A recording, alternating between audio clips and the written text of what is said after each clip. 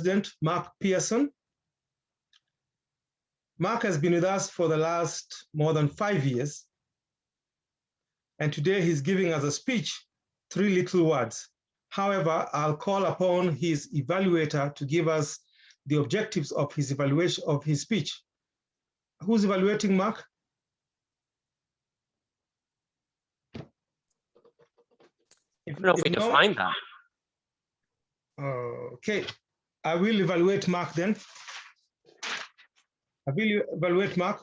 Mark is doing a speech from Dynamic Leadership. And the purpose of his speech is to give a speech, the first speech. He'll get evaluations, and then he'll come back again and give a second speech incorporating those evaluations. So please help me welcome Mark Pearson with his speech titled 3 Little Words. 3 Little Words, Mark Pearson. Thank you, Mr. Toastmaster. 1 minute. His speech is 5 to 7 minutes.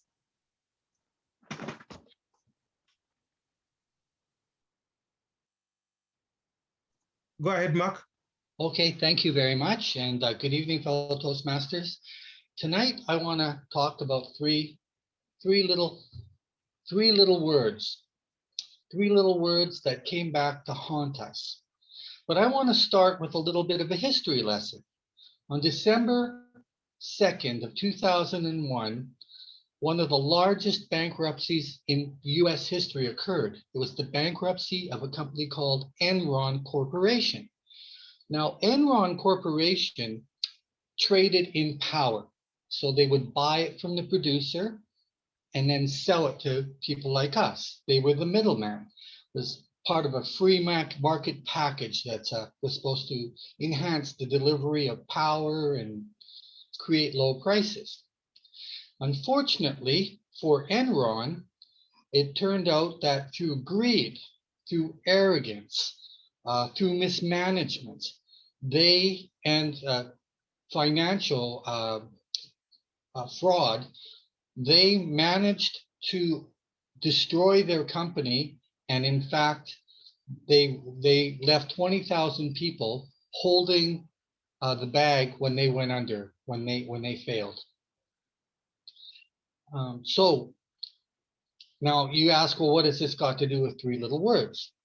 Well, as an aside, I would urge you, there's a movie about this called The Smartest Guys in the Room. So I would urge you to consider watching that.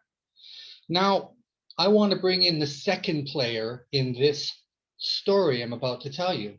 And that is the story about a year and a half earlier of the Klein government back in 2000. And back then, they decided that they wanted to privatize or deregulate anything that moved and sell any assets that didn't. They were on a mission. And one of the things they decided to do was deregulate the electrical market in Alberta. And that took course over a couple of years. And one of the companies that was giving them a great deal of advice happened to be Enron, through their head of Enron Canada. And he was in contact with, of course, members of the Alberta government, and they drafted a set of regulations. And it was all headed towards one day when they were going to have an auction for these contracts. The government would sell what they're called power purchase agreements, and the companies would purchase them and have the right to buy power and sell power, and they would, of course, make a profit in the difference.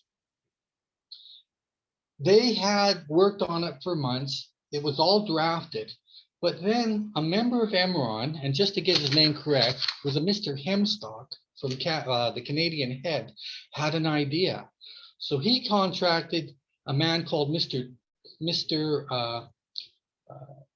Cherek, who was involved in the electrical side of the deregulation, and said, I want to add something to the wording of the contract. Now, this is 5 days before the auction was to take place, and all the regulations were about to be signed off on by the Alberta government.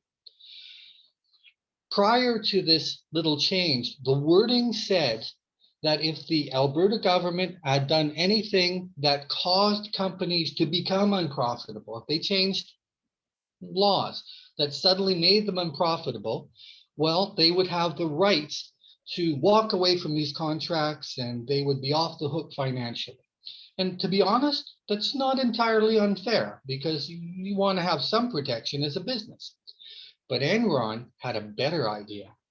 They asked if they could add three little words, words that would change the nature of that contract and put a landmine in there that would go off 15 years later. Those words that they wanted to add were or more unprofitable. So Mr. Hemstock from Enron talked to Mr. Cherrick, who was the electrical, was working on it, who called the head of the Alberta Energy Utility Board, Mr. Hagee, who magically 5 days later, those three words were inserted. Now, those three little words, more unprofitable, means that if things went south for the companies and they weren't making a profit, they could reach into a grab bag of possible excuses to walk away from this contract and leave Albertans holding the bag.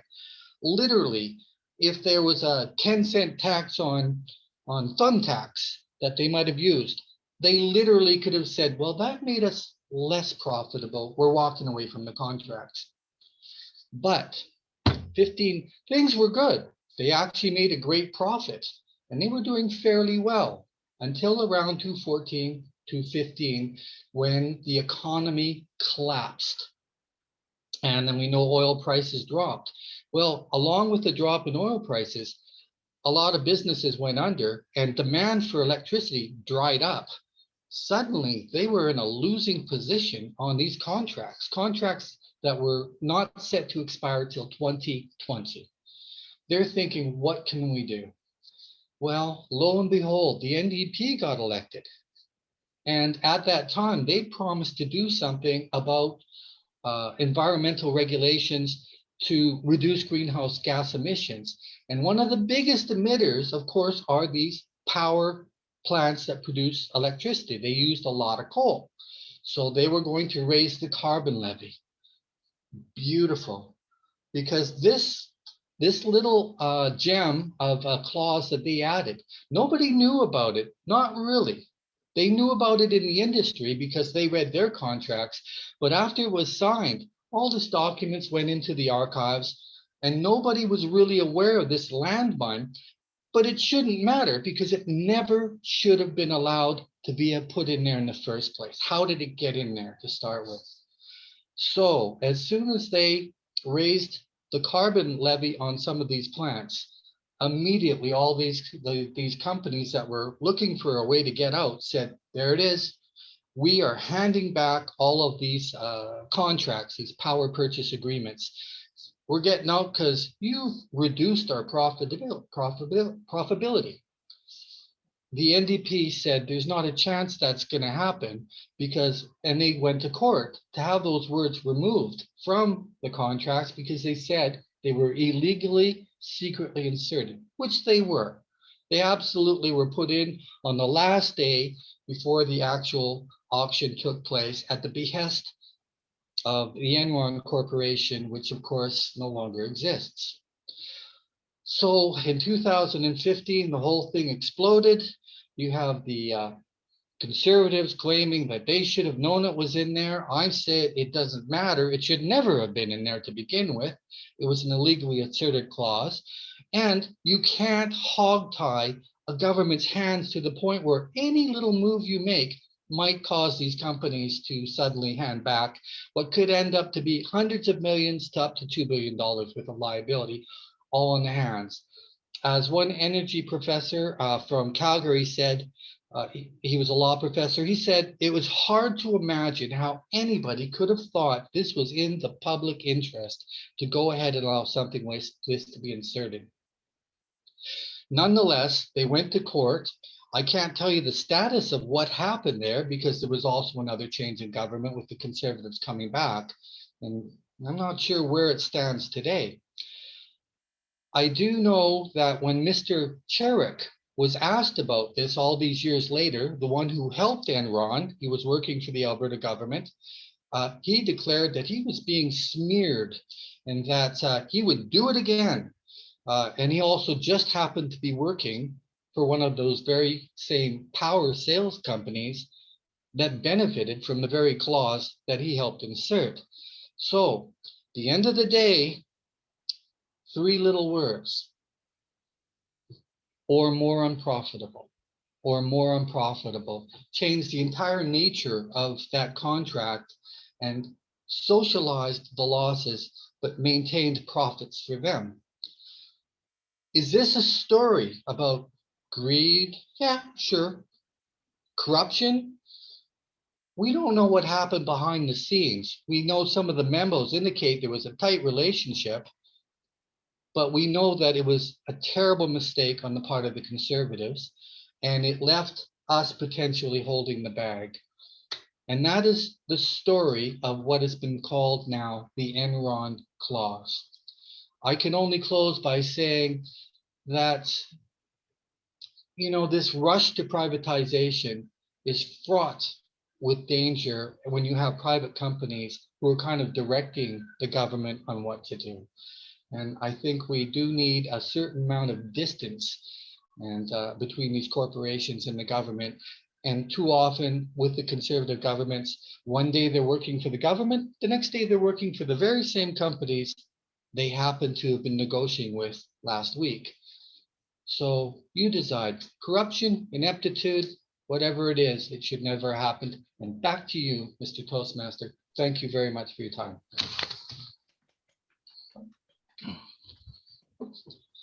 Thank you, Mark, for that engrossing